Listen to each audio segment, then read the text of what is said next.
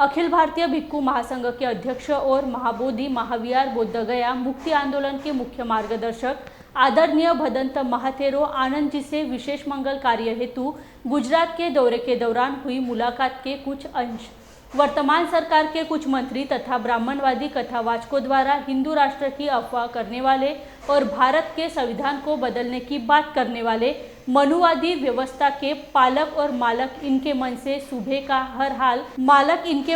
का हर हाल में मुकाबला किया जाएगा, ऐसी बात मुलाकात के दौरान उन्होंने कही।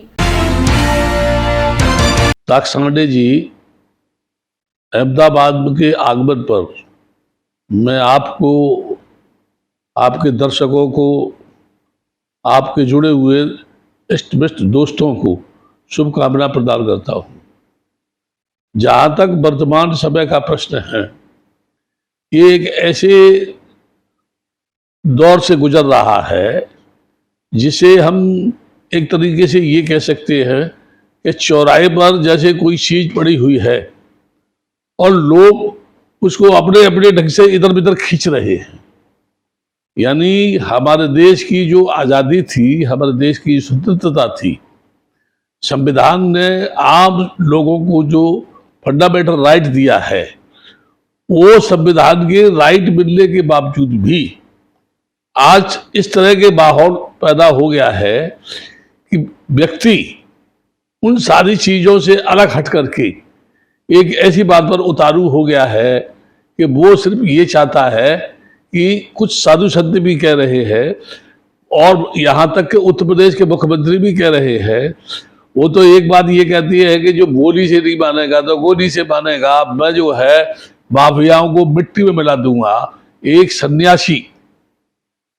जो अपनी साधना के लिए माना जाता है, सन्यासी इस तरह की बात कह रहा है और जब बोलता है तो उसका चेहरा ऐसा हो जाता है जैसे मान लीजिए वो कोई सन्यासी न हो करके कोई जो खलनायक है जो हीरो के सामने इस तरह की बात कर रहा है। जब से हमारे देश में अयोध्या में राम मंदिर का निर्माण शुरू हुआ है, मैं अदालत पे कोई टिप्पणी नहीं करना चाहूंगा क्योंकि अदालत का ही पहले कहना था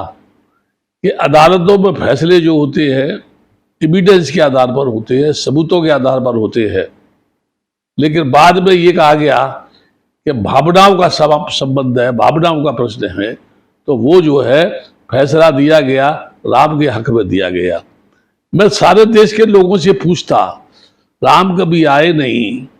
राम ने कोई वाद दायर नहीं किया, राम ने कभी कोई गवाही दी, राम ने कभी कोई हाजिरी नहीं की, लेकिन उसके बावजूद भी केस चला और लोगों ने कहा कि राम वही पैदा हुए, राम वही पैदा हुए। इतिहासकारों का कहना ये था कि राम यहाँ पैदा नहीं हुए, लेकिन फिर भी मेजॉरिटी जिस जनमत की थी, जिस सरकार की थी, जिस भीड़ बनते वर्तमान परिस्थिति में हिंदू राष्ट्र की जो बात चल रही है, तो भारत के संविधान अमल में आने के पहले जो वैदिक शासन था, वैदिक धर्मों के शास्त्रों के अनुसार जो शासन चल रहा था, तो इस देश के लोगों को कितने अधिकार मिले और संविधान के बाद जो अधिकार मिले, इसमें आप क्या तफावत समझते हैं? मैं इसी मोड़ पर आने वाला था। मैंने इससे पहले 3 शब्द इस्तेमाल किए। वर्तमान प्रधानमंत्री अंधा है, बहरा है, गूंगा है, क्योंकि जो हो रहा है वो उसको दिखाई नहीं दे रहा है और जो लोग सुना रहे हैं उसे वो सुन नहीं रहा है और जो कुछ घटना घटित हो रही हैं उनके ऊपर वो बोल नहीं रहा है। जहां तक आपने ये प्रश्न किया, इस प्रश्न के संबंध में मेरी सिर्फ एक ही बात है, सबसे ज्यादा मनुस्मृति शासन में, वैदिक संस्कृति में नारी को गुलाम बताया गया, यानी किसी भी तरीके से उसका कोई हक नहीं था। यहाँ तक कि अगर उसका पति मर जाता था तो उसको जिंदा ही जला दिया जाता था। यहाँ तक कि जातवाद का इतना प्रकोप था कि आदमी की छाया से नफरत करता था। यहाँ तक कि महिलाएं जो है मंदिर में प्रवेश नहीं कर सकती थी, यहाँ तक महिलाएं नौकरी नहीं कर सकती थी, महिलाओं को वो अधिकार नहीं थे जो आज मिल रहे हैं, और जो अगर अधिकार आज मिल रहे हैं वो सब भारत के संविधान के द्वारा प्रदान किए गए हैं। भारत का संविधान नहीं होता तो आज देश की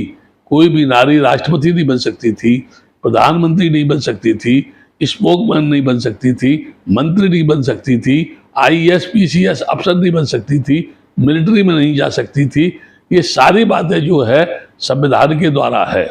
और ये संविधान दुनिया का सबसे बड़ा लोकतांत्रिक पद्धति के अनुसार देश को चलाने वाला संविधान है।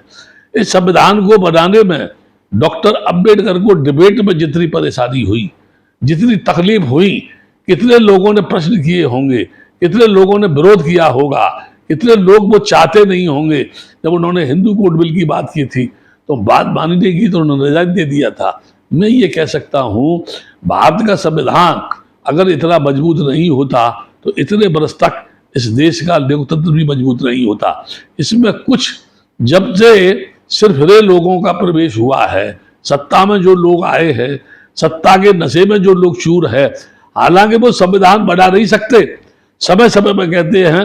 हम संविधान में परिवर्तन करेंगे। वो इस बात को कह करके टेस्ट करते हैं कि हमारे देश में क्या रिएक्शन हो रहा है, कौन लोग इसका विरोध कर रहे हैं या कौन लोग क्या कहना चाहते हैं।